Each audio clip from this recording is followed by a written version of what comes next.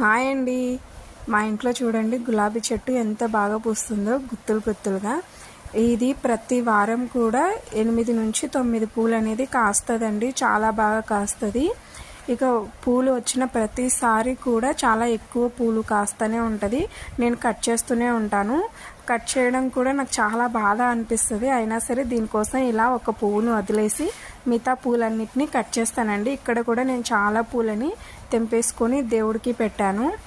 అలాగే ఇప్పుడు మళ్ళీ ఇవి వచ్చాయి. 1 డేలోనే 3 నుంచి 4 పూలు వస్తాయి.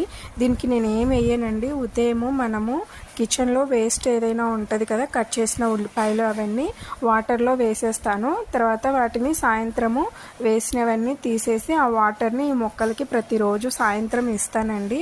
అలాగే వాటర్ అనేది కూడా నేను లిమిటెడ్గా వేస్తాను, మరీ ఎక్కువగా వేయను. వీడియో కనుక మీకు నచ్చితే ప్లీజ్ సబ్స్క్రైబ్.